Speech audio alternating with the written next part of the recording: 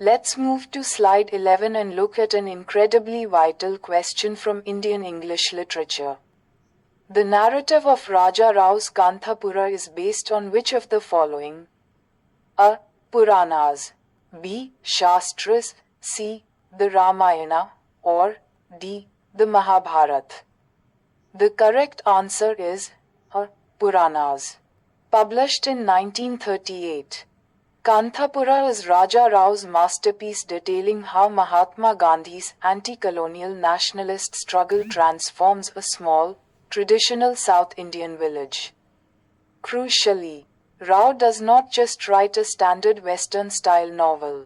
Instead, he explicitly models the structure and style of his storytelling on the Sthala Puranas, which are traditional, localized Indian histories and myths. By using this style, he elevates a modern political battle into an epic, timeless struggle between divine forces and oppressive demons. Why are the other options incorrect?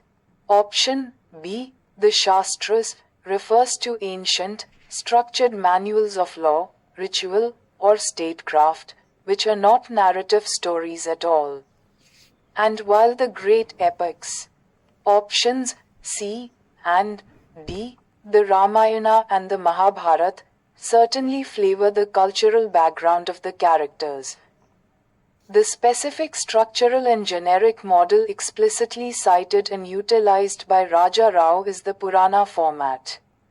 Slide 12 asks us to identify a correctly matched contemporary author-book pair. Options: A. David Malouf with The City of Jinns, B. C.L.R. James with The English Patient, C. Shashi Tharoor with Trotter Nama, or D. Arundhati Roy with Algebra of Infinite Justice. The correct match is D. Arundhati Roy with The Algebra of Infinite Justice.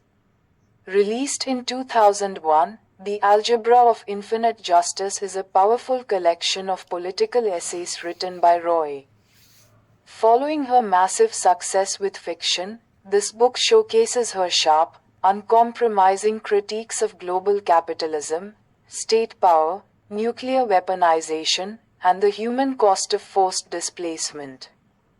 Let's untangle the other options to see who actually wrote what. Option A pairs David Malouf with The City of Jinns. But that brilliant travelogue about Delhi was actually written by William Dalrymple.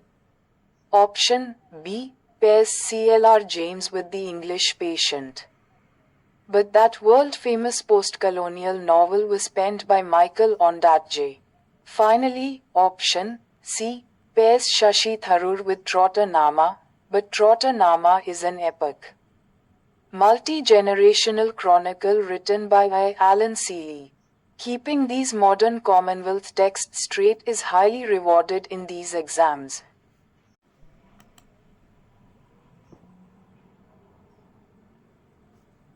On slide 13, we look at a legendary literary quote.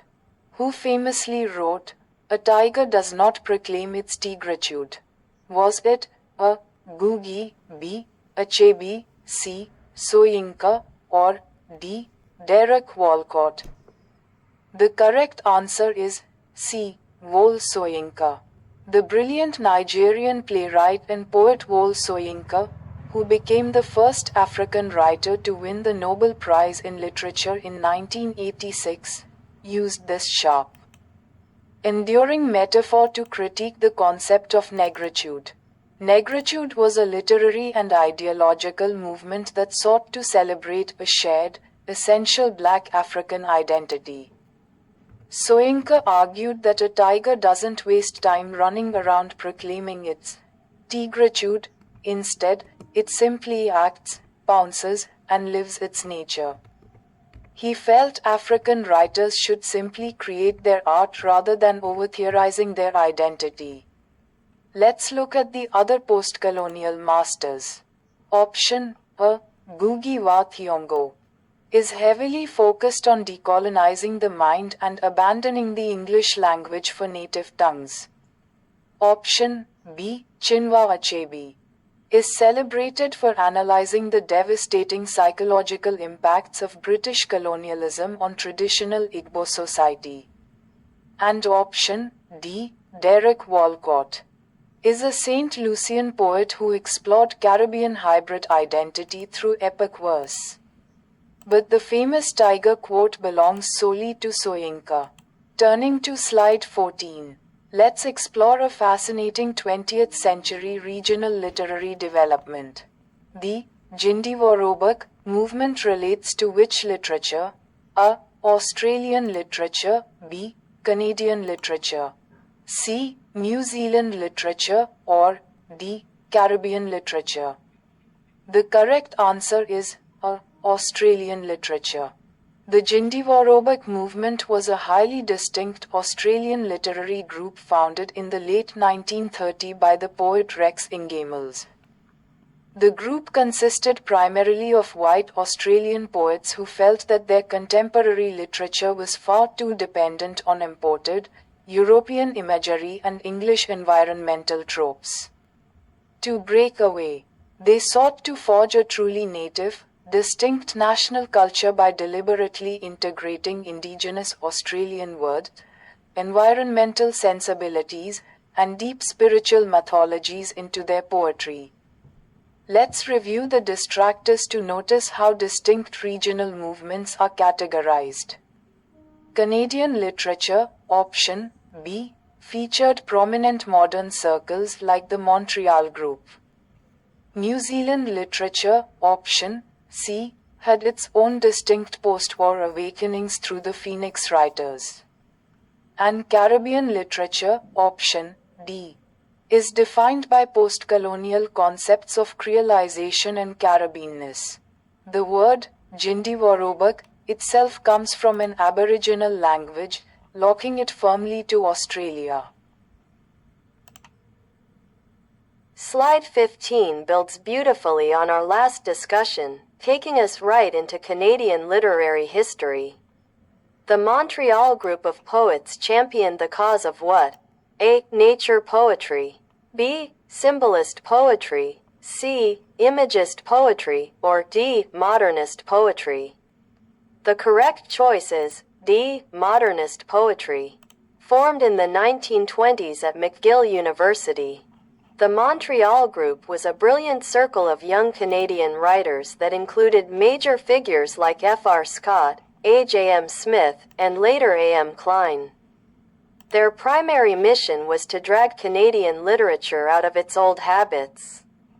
They aggressively championed the cause of modernist poetry, adopting the complex intellectual and urban aesthetics of writers like T.S. Eliot and Ezra Pound.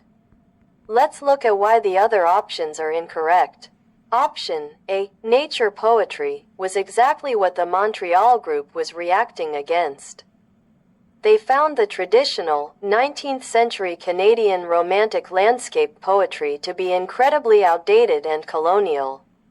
Option B, symbolism, was a specific late 19th century French movement, not their core school. And option C, imagism, was a specific early branch of modernism, whereas the Montreal Group pushed for a much broader, comprehensive application of global modernist techniques in Canada. Let's move to slide 16 and step into the brilliant, feverish world of British Romanticism. The mysterious figure of the Abyssinian maid appears in which poem? A. Frost at Midnight. B. Christabel. C. Kubla Khan. Or D. Dejection, an ode. The correct answer is C. Kubla Khan. The Abyssinian maid makes her famous appearance in the final, soaring stanza of Samuel Taylor Coleridge's visionary masterpiece, Kubla Khan, which was published in 1816. In this section, the narrator describes a vivid dream where he sees a young woman playing a dulcimer and singing of Mount Abora. For Coleridge, this exotic figure represents pure, untamed artistic inspiration and the terrifying power of the sublime. Let's look at why she doesn't appear in the other choices, all of which are also by Coleridge. Option A, Frost at Midnight, is a quiet, deeply intimate conversation poem focused on domestic life, nature, and his sleeping infant son. Option B, Christabel, is an incomplete Gothic ballad centering on a pure young woman and a strange, possibly demonic lady named Geraldine. Finally, option D, Dejection, an ode, is a painful, melancholic meditation on Coleridge's deep fear that he has permanently lost his creative imagination. The musical Abyssinian Maid belongs strictly to the dream world of Kubla Khan. Slide 17 stays with Coleridge but pivots into his highly influential literary theory. Coleridge's famous statement that imagination dissolves, diffuses, dissipates in order to recreate, relates specifically to what? A. Fancy, B. Primary imagination, C. Secondary imagination, or D. Asymplastic imagination. The correct answer is C. Secondary imagination. In chapter 13 of his monumental prose work, Biographia Literaria, Coleridge maps out a sophisticated philosophy of artistic creation. He separates the human mind into distinct faculties. The secondary imagination is the conscious, active, and artistic faculty possessed by the poet. It takes the raw data of perception and deliberately dissolves and reshapes it to create entirely new, unified works of art. It is a highly active, creative force. Let's clarify the distractors because they sound incredibly similar. Option A, fancy, is not creative at all according to Coleridge.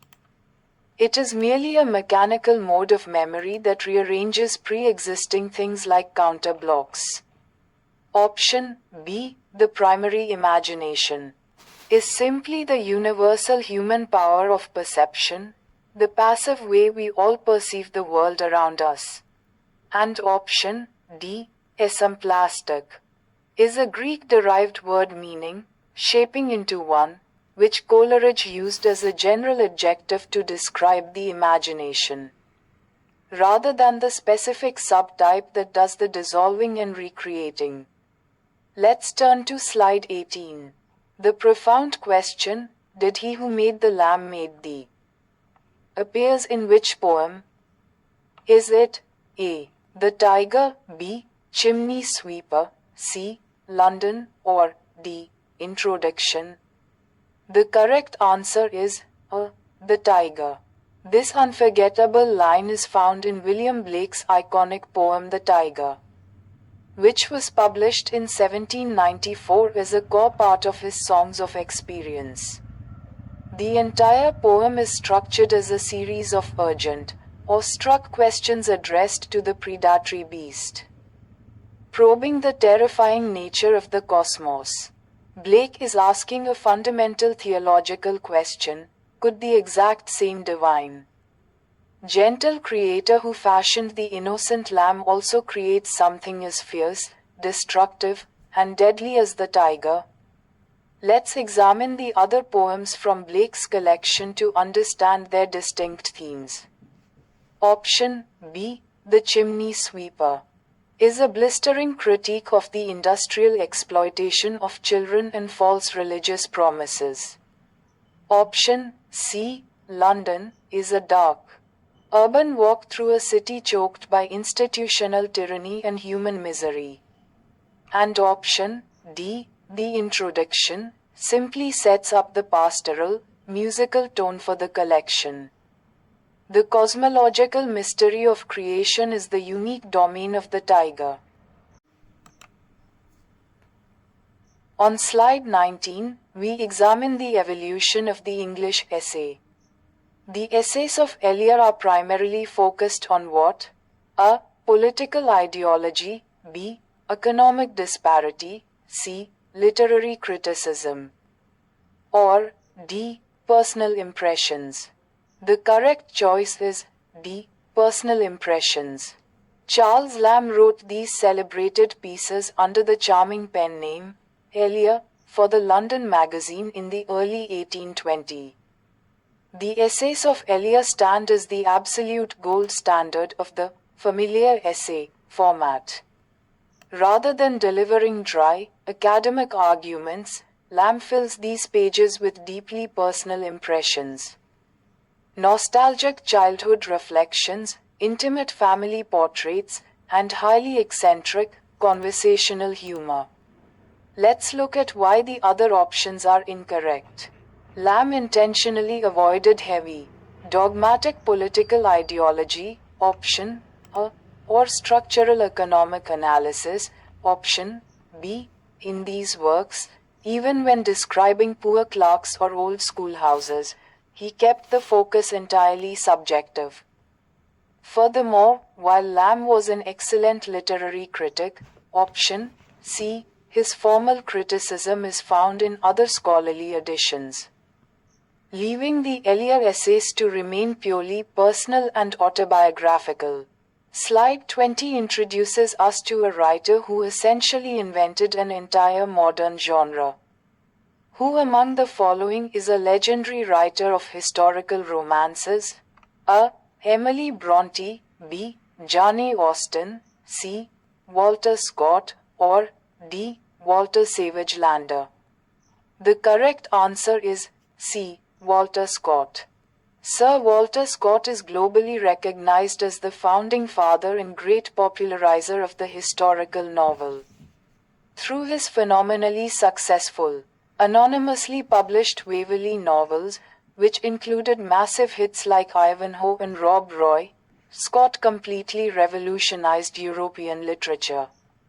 He combined meticulous historical research with thrilling, romantic narratives, vividly reconstructing bygone eras like the Scottish Jacobite risings in the Middle Ages. Let's see why the other options do not fit this specific generic definition. Option A.